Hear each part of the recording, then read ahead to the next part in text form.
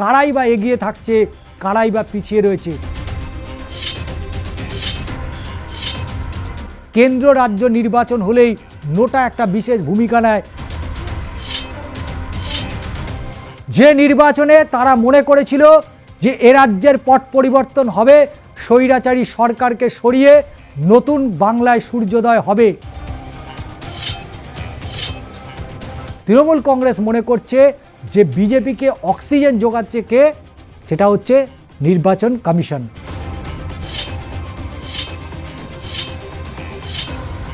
কোনো রকম 24-এর voter list দেখে 26-এর নির্বাচন হচ্ছে না, হওয়ার কোনো জায়গা নেই।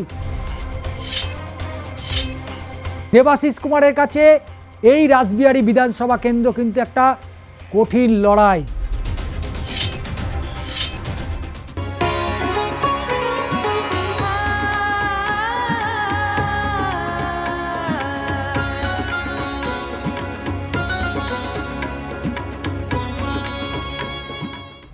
নমস্কার, আমি ষষ্ঠী চট্টোপাধ্যায়। শুরু করছি বাংলার মাটি, বাংলার ভোট।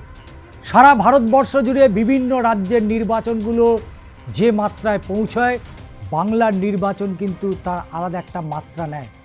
সে পঞ্চায়েত নির্বাচন হতে পারে, পুরসভা নির্বাচন হতে পারে, লোকসভা হোক বা বিধানসভা, প্রতিটা নির্বাচনেই একটা কালারফুল নির্বাচন দেখতে পাওয়া যায় বাংলার মাটিতে।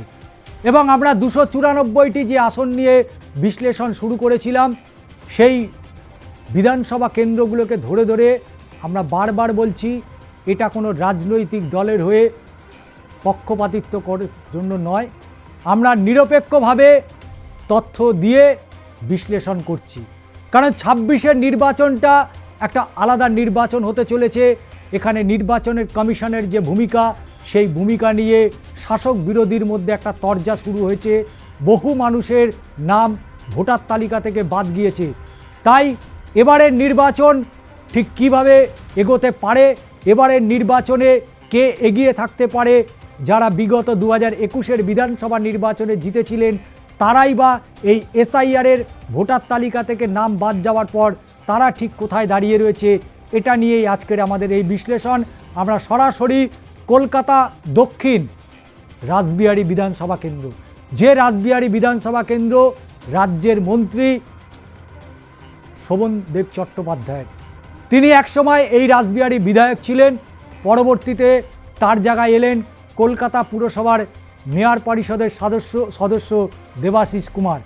এবং এই নির্বাচন 26-এর যে নির্বাচন, সেই নির্বাচনের আগে একটু আমরা এই কেন্দ্রকে নিয়ে বিশ্লেষণ করব এবং অবশেষে ঠিক কোথায় গিয়ে দাঁড়াচ্ছে সেটাও আপনাদের দেখাবো। কারাই বা এগিয়ে থাকছে, কারাই বা পিছিয়ে রয়েছে।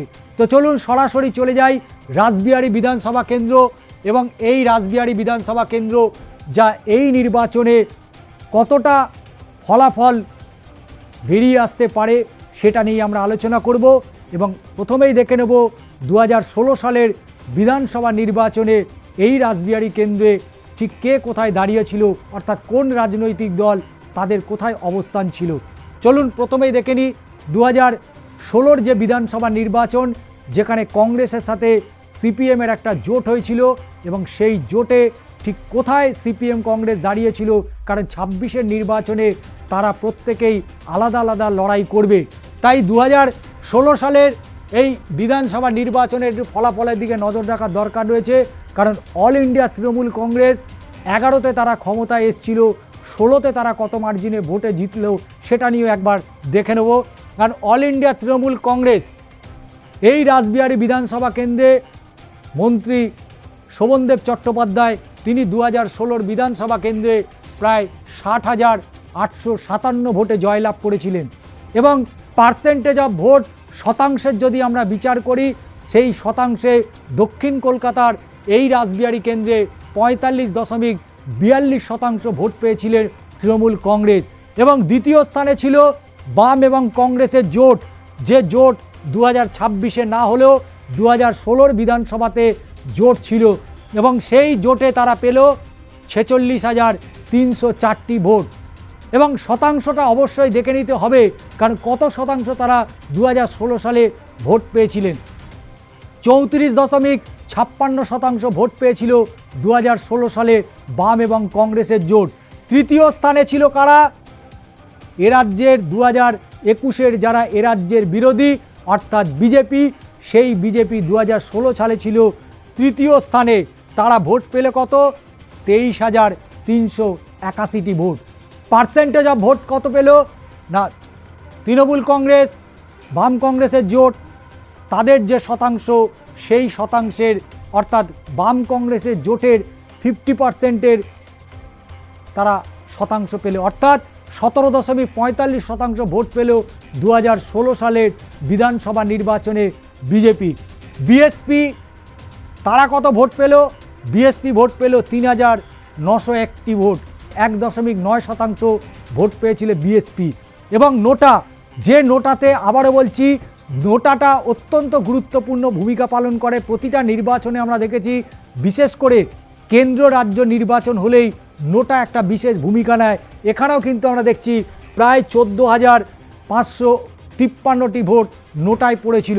এবং নোটায় যে 14,000 ভোট পেয়েছিল, এখানে বিজেপির থেকে খানিকটা কম হলেও প্রায় তারা পার্সেন্টে যদি আমরা ক্যালকুলেশন করি তুলনামূলকভাবে, কিন্তু তারাও প্রায় 15%, অর্থাৎ নোটাতেও 15%-র কাছাকাছি ভোট পড়েছিল। এবং 2016 সালের ফলাফলটা আপনারা দেখালাম। এবং অবশ্যই এর পরবর্তীতে 2019-এর যে লোকসভা নির্বাচন, সেই নির্বাচন নিয়ে আমরা আলোচনা করব। তাই পরবর্তীতে যাব 2019-এর লোকসভা নির্বাচনে এই বাংলায় বিজেপি, সিপিএম, কংগ্রেস তারা কি ফলাফল করেছিল সেটাও এক নজরে একটু দেখে নেব আমরা। কারণ 2019-এর এই লোকসভা নির্বাচন, এই নির্বাচনটাও কিন্তু অত্যন্ত গুরুত্বপূর্ণ ভূমিকা নিয়েছিল। 2019-এর যে লোকসভা নির্বাচন, সেই 2019-এর এই লোকসভা নির্বাচনটা সেটাও দেখে নেওয়ার দরকার রয়েছে। কারণ অল ইন্ডিয়া তৃণমূল কংগ্রেস এই দক্ষিণ কলকাতা থেকে সুদীপ বন্দ্যোপাধ্যায় তিনি প্রার্থী হয়েছিলেন এবং তিনি ভোট পেয়েছিলেন অর্থাৎ 5,73,119টি ভোট। অর্থাৎ 2019-এর যে লোকসভা নির্বাচন, দক্ষিণ কলকাতা থেকে সুদীপ বন্দ্যোপাধ্যায় 5,73,119টি ভোট পেয়েছিল। মার্জিন যদি আমরা দেখি 47.50% তারা ভোট পেয়েছিল, অর্থাৎ প্রায় কাছাকাছি 50%। টোটাল দক্ষিণ কলকাতার যা ভোট, সেই ভোটের কাছাকাছি 50% ভোট পেয়েছিল সুদীপ বন্দ্যোপাধ্যায়। এবং দেখুন কিরমভাবে খেলাটা ঘুরে গেল। 2016 সালে বিজেপি যেখানে তৃতীয় স্থানে ছিল, 2019-এ যে কথাটা শাসক দল বারবার অভিযোগ করে, রাম এবং বাম, সত্যি কি তাই? কারণ 2019-এর লোকসভা নির্বাচনে ভারতীয় জনতা পার্টি বিজেপি 4,17,927টি ভোট পেল, যেখানে তারা 16-তে তৃতীয় স্থানে ছিল, 19-এ তারা দ্বিতীয় স্থানে উঠে এলো। এবং এই 2019-এর লোকসভা নির্বাচনে বাম এবং কংগ্রেস তারা আর সম্পর্ক রাখতে চাইল না। তারা বলল আমরা আর জোটে যাব না, একেবারে একা লড়াই করব এবং একা লড়াই করে তৃণমূল এবং বিজেপিকে কুপকাত করে দেব। কিন্তু 2019-এ তা হলো না। কারণ সিপিএম এবং কংগ্রেস তারা ভোট পেলে কত? সিপিএমের যদি দিকে তাকাই অর্থাৎ বামফ্রন্ট, তারা পেল 1,40,275টি ভোট, 11.63% ভোট পেয়েছিল। কংগ্রেস কোথায় নেমে গেল? কংগ্রেস পেল 42,618টি ভোট, অর্থাৎ 3.53%। 2016 এবং তার পরবর্তীতে 2019-এ, অর্থাৎ নোটাতেও সেই সময় আমরা দেখলাম প্রায় 14,824টি ভোট পড়েছিল শুধুমাত্র নোটাতে। এবং শতাংশে যদি আমরা দেখি, নোটাতে 1.23% ভোট পড়েছিল। 2019-এর লোকসভা নির্বাচনে সেই সময় একটা গেরুয়া হাওয়া বইতে সবে শুরু করলো। এবং 2021-এর যে বিধানসভা নির্বাচন আসছিল, সেই নির্বাচনের একটা প্রস্তুতি বলা যেতে পারে 2019-এর লোকসভা নির্বাচনের পর থেকে। 3 বছরের মাথায় 2021-এর বিধানসভা নির্বাচন, সেই নির্বাচনটা রাজ্যের পট পরিবর্তন হওয়ার একটা উজ্জ্বল সম্ভাবনা তৈরি হয়েছিল মাত্র। এ রাজ্যে বিভিন্ন কেন্দ্রীয় নেতৃত্ব তারা এসছিলেন, বিজেপি সরকার করছে, বিজেপি সরকার করে ফেলেছে, মুকুল রায়ের নেতৃত্বে বিজেপি চূড়ান্ত গতিতে ছুটছে। একের পর এক তৃণমূলের বিধায়ক তারা তৃণমূল কংগ্রেস ছেড়ে বিজেপিতে যোগদান করছে। টলিউড থেকে শুরু করে রাজনৈতিক ব্যক্তিত্ব, অরাজনৈতিক ব্যক্তিত্ব একে একে তারা বিজেপিতে নাম লেখাচ্ছিল। তাই 2021-এর নির্বাচনটা অত্যন্ত কঠিন লড়াই ছিল তৃণমূল কংগ্রেসের কাছে। এবং সেই 2021-এর বিধানসভা নির্বাচনের ফলাফলটা অবশ্যই দেখে নিতে হয়, কারণ সেই সময় তৃণমূল কংগ্রেস, অল ইন্ডিয়া তৃণমূল কংগ্রেস তারা ভোট পেল কত? 65,704টি ভোট। শতাংশের বিচারে 52.79%। দক্ষিণ কলকাতায় লোকসভাতে 2019-এ প্রায় 50% কাছাকাছি ভোট পেয়েছিল তৃণমূল কংগ্রেস। আর সেই দক্ষিণ কলকাতার অন্তর্গত রাসবিহারী বিধানসভা কেন্দ্রে 2021-এ 52.79% ভোট পেল। দ্বিতীয় স্থানে উঠে এলো বিজেপি। বিজেপি ভোট পেল 44,290টি ভোট। শতাংশের যদি আমরা হিসেব করে দেখি 35.59% ভোট পেল 2021-এর বিধানসভা নির্বাচনে। যে নির্বাচনে তারা মনে করেছিল যে এ রাজ্যের পট পরিবর্তন হবে, স্বৈরাচারী সরকারকে সরিয়ে নতুন বাংলায় সূর্যোদয় হবে, কিন্তু সেই সূর্যোদয় আর হলো না বিজেপির। বিজেপি ওখানে 44,000 ভোট পেল, তারা 35.59% ভোট পেল।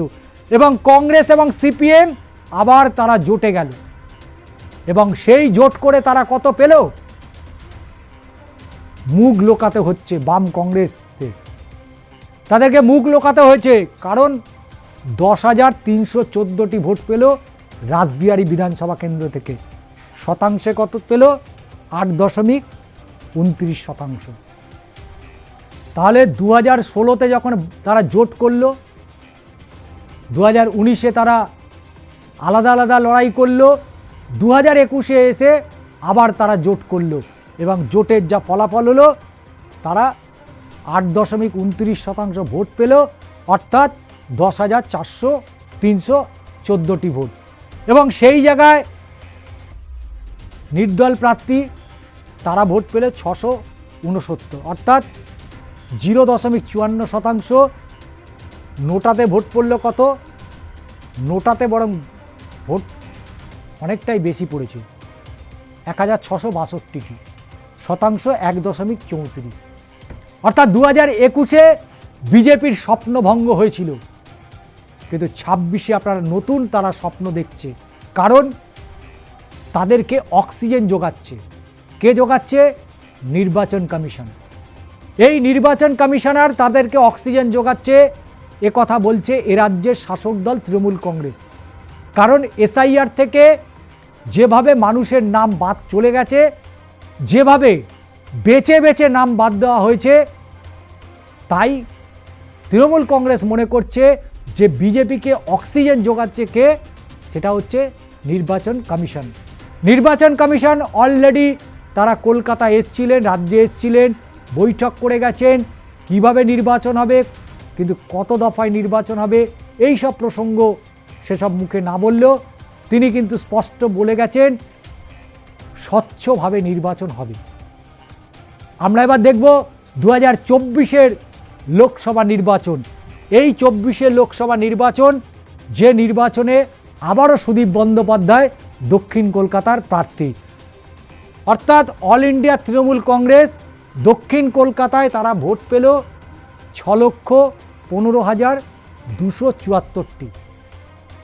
এই 6,15,274টি তারা যে ভোট পেল, মার্জিনটা কিন্তু 2019-এর মতোই রয়ে গেল, অর্থাৎ 50%-এর কাছাকাছি, 49.48%। অর্থাৎ দক্ষিণ কলকাতার যে মানুষ তারা 2019-এও যেভাবে ভোট দিয়েছিলেন তৃণমূল কংগ্রেসকে, 2024-এর লোকসভা নির্বাচনে ঠিক একইভাবে ভোট দিল, এবং যে কারণে 49.48% ভোটটা ধরে রাখতে পারল শাসক দল তৃণমূল কংগ্রেস। দ্বিতীয় স্থানে বিজেপি ভোট পেলে কত? 4,28,043টি ভোট এবং পার্সেন্টেজ অফ ভোট 34.42%।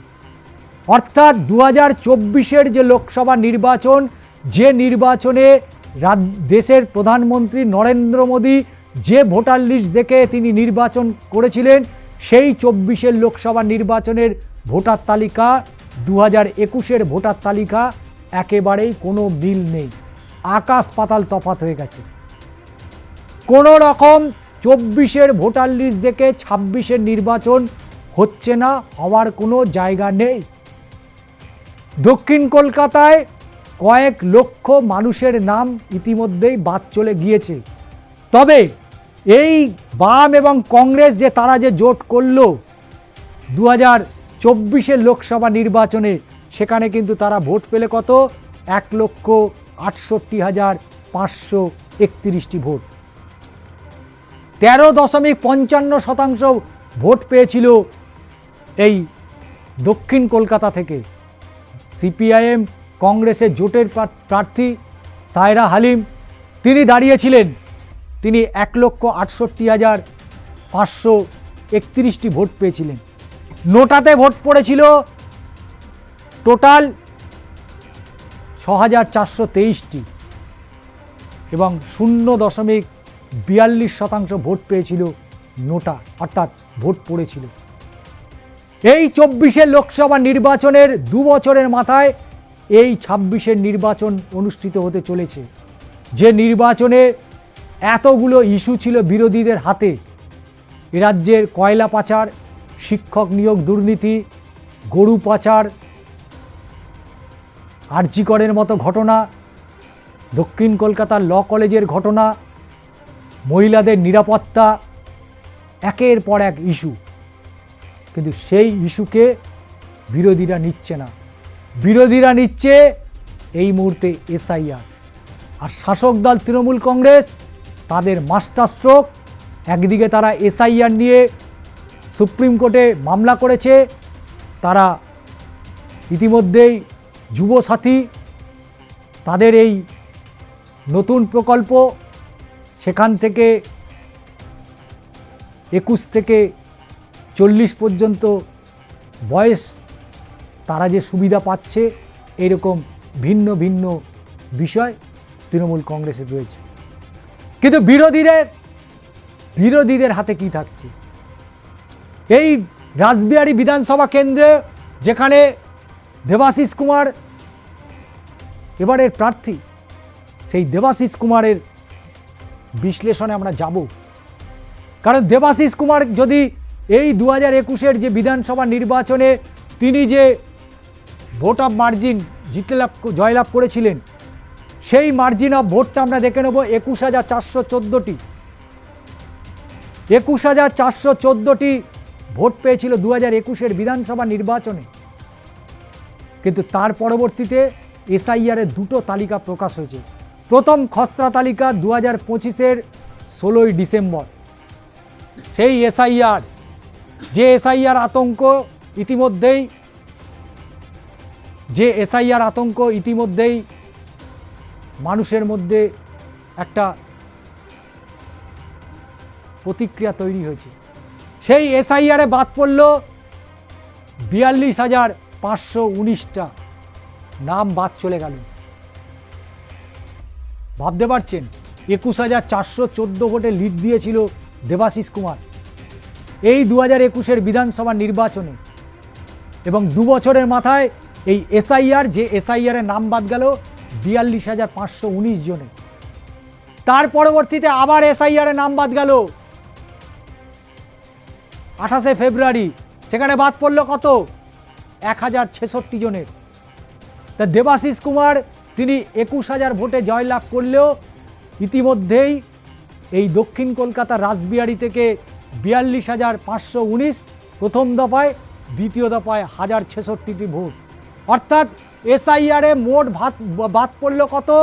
43,585টি ভোটারের নাম বাদ চলে গেল। তাহলে অবশ্যই দক্ষিণ কলকাতা রাসবিহারী এই মুহূর্তে প্রশ্নচিহ্নের মাঝে। তাহলে দেবাশিস কুমার রাসবিহারী কেন্দ্র থেকে কি জয়লাভ করতে পারবেন? তার কাছে লড়াইটা কঠিন হয়ে গেল না?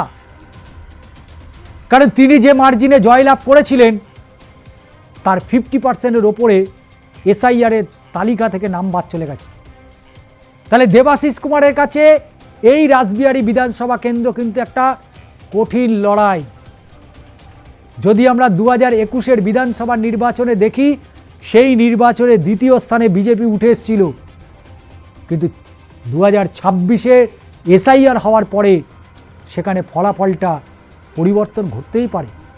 একটা মিরাকেল যদি কিছু না হয় তাহলে দেবাশিস কুমারের কিন্তু মাথায় অবশ্যই হাত পড়বে, কপালে চিন্তার ভাঁজ তো অবশ্যই ইতিমধ্যে পড়েছে যে এই মার্জিন অফ ফিগারটা কিভাবে তিনি পরিবর্তন করবেন।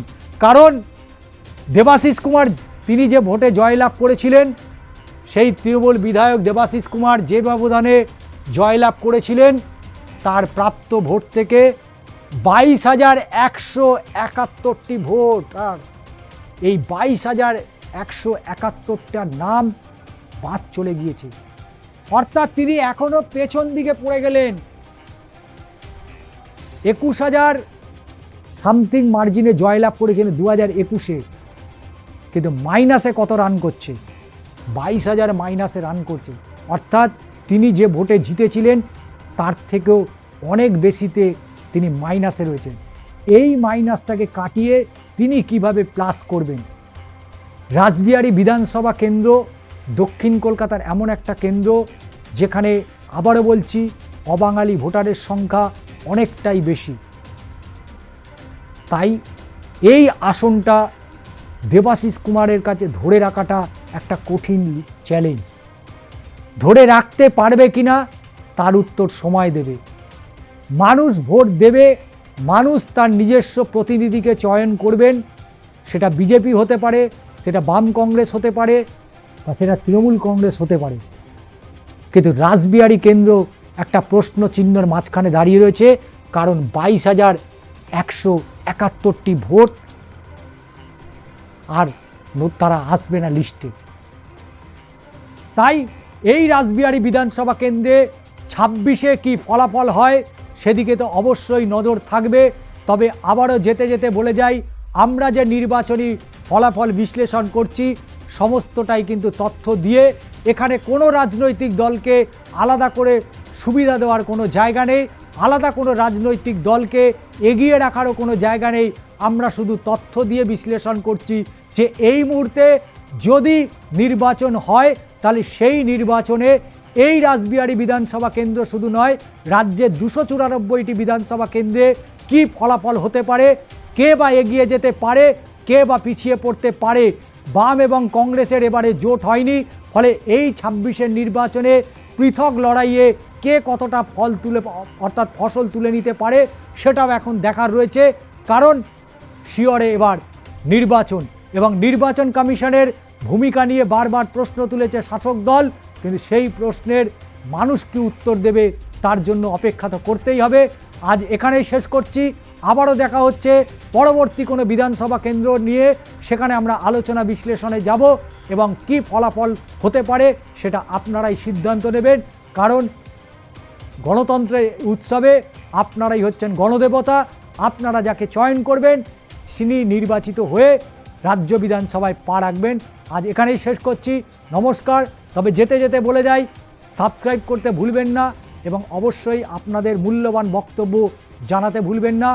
আপনাদের কাছে আমাদের একটা প্রশ্ন থেকে যাচ্ছে, সার্বিকভাবে যে এসআইআর বিশ্লেষণ আপনাদের দিয়েছি বিধানসভা ধরে ধরে, সেখানে আপনারা কাকে এগিয়ে রাখছেন সেটাও কিন্তু জানাবেন।